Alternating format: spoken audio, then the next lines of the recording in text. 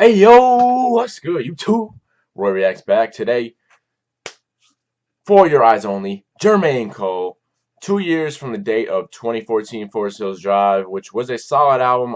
It's not my favorite. Personally, my favorite J. Cole album is Cold World Sideline Story. I don't know, man. It's just something about that time and just that vibe that I got on that album was great. The lyrics weren't crazy on it, but sometimes just the vibe you get it can be better than lyrics. Personally, I like Cole's mixtapes the best. The Warm Up, Friday Night Lights. I mean, those are flames, man. Those are so good. The album's got 10 tracks, and False Prophets and Everybody Gotta Die, the two songs he released a couple weeks ago, aren't on the album. We're going to be listening and reacting to it, of course. That's what I do.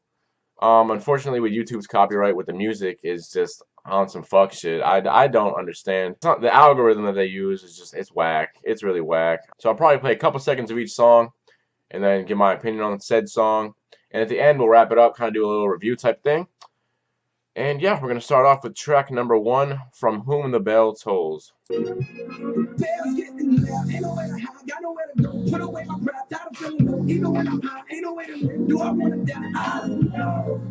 Alright, From Whom the Bell Tolls. If you hadn't realized by now, J. Cole is not really a good singer. I do kind of like when he sings, though, like low-key, but it's not good by any means. But it's just, I don't know, I kind of can feel the emotion of it, I guess, is why I like it. I really have no idea why I like it. I like his flow towards the middle of the song on, like, the hook, I guess you would call it. I don't know, the song was really short. I don't really know if he even had a hook. But From Whom the Bell Tolls, I think we're off to a nice start here. On to track number 2, Immortal. Serve the fiend with a pocket full of soap. Nigga, I can tell you things that you probably shouldn't know. Have you ever heard the screams when the body hit the floor? Flashbacks to the pain waking up. Oh wow, so track number 2, Immortal, was fucking, it was stupid, man. That shit was lit. He was going in, the beat was nice, the vibe was nice on the song. And then at the end, he switched it and he kind of got more serious. He was talking about they telling black people to either sell dope, do music, go to NBA. And that's why everybody at the bottom chained. I was like, damn, that shit was pretty deep. Track number 2 went hard. We're off to a great start. Track number 3, Deja Vu. Hey, put a finger in the sky if you want.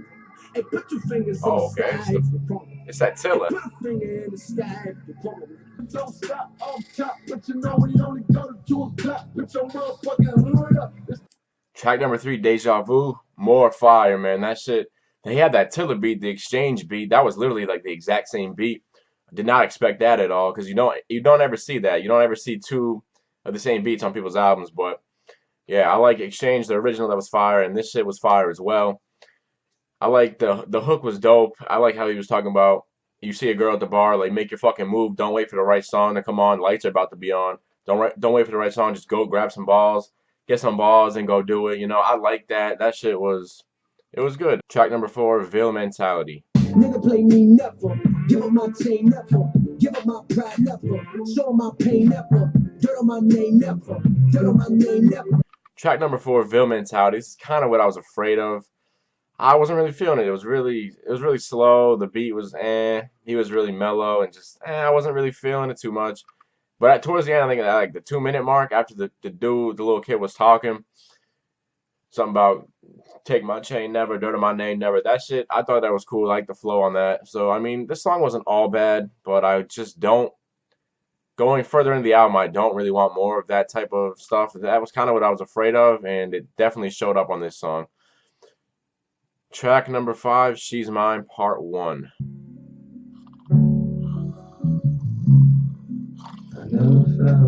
Oh, I fell asleep, bro. My bad. Shit.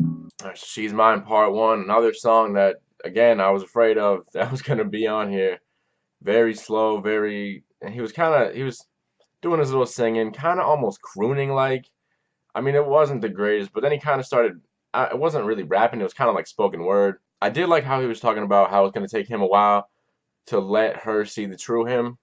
That was... I do like the content. The content on that song was good. The song, the vibe, it wasn't my favorite, but we're gonna go into track number 6 now. Change. Just before change, let the pin glide. But the only real change come from inside. But the only real change come from your side. But the only real change come from. Alright, so Change was great. I love that song. It was a pretty deep song. talking about only real change come from inside. I mean, the verses were great and the hook was great, and then at the end of the song, he goes into a story about he saw a body laid on the concrete, went home, checked the news, found out it was his friend James, who was 22 and he got gunned down. Yeah, that was a great song, man. That was a great song. We're gonna go into track number 7, Neighbors.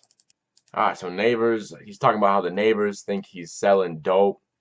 And it's like I like the second verse, I believe, in particular. I like the second verse in particular, I believe it was. He was saying how the cops busting in with the army guns. They got no evidence of any wrong they done. They're just going off of what the white people were saying about him. I really like that. Neighbor, nigga, selling dope. Yeah, that shit hard, bro. Track number 8, Folding Clothes. It's kind of a weird title, but okay. For the day a nigga pull mine. Niggas from the hood is the best actors. Gotta learn to speak in ways that's unnatural.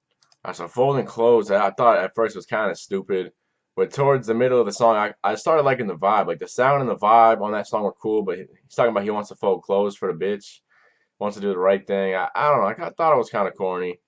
But at the end, he goes into some more spoken word, which he's been doing. He did a couple times on his album already. Talking about he's from the city where they pull cards. He's got the Glock for when someone pulls his or whatever. I liked how he was talking about dudes from the hood are the best actors because when they go to job interviews, they got to change how they talk. That was dope. I liked it. I liked it. Track number 9, She's Mine Part 2. I didn't like She's Mine Part 1, so I'm hoping this one will be a little better. She's Mine Part 2, literally a fucking part 2 of the first song. It literally had the same beat.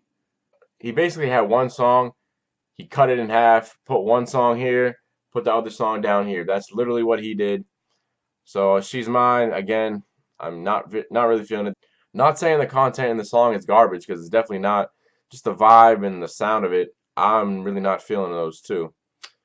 Going into the last track, For Your Eyes Only. The title track, For Your Eyes Only, was long as shit, like 9 minutes. It was cool though, it was pretty deep. I mean, I feel like that was a song that could have landed on Kendrick's Pimp a Butterfly. Like, that shit sounded like, I swear that shit sounded like one of the songs that Kendrick had on that bitch. I swear that shit did. So that was the album. For Your Eyes Only, Jermaine Cole. It was okay. I like how it started off with the first 3 songs. Then it kind of got the next 2 I was kind of falling asleep. And then the next 3, Change, Neighbors, and Folding Clothes, were pretty dope. And then She's Mine Part 2, I was not a fan of the She's Mines. And the For Your Eyes Only was definitely cool. There's definitely some great content on this album. That's for damn sure. He's talking about a lot of social issues and stuff like that. It was a great album in terms of that. If you're looking for some turn up shit, this is not the place. This is not the album for you. Personally, I like mixtape J. Cole better than album J. Cole. That's just me. And especially this album right here. I definitely don't think it's better than Forest Hills Drive. I think the content on here is definitely I think the content on here is better than Forest Hills Drive, but the sound of Forest Hills Drive is better than this album. I don't know, I'm curious. What did you guys think? What did you guys think about this album? I'm curious. Leave it in the comments down below what you guys thought. Off first listen, I thought it was solid. I thought it could have been better, but maybe some songs that I did not like will grow on me. That's always the hope.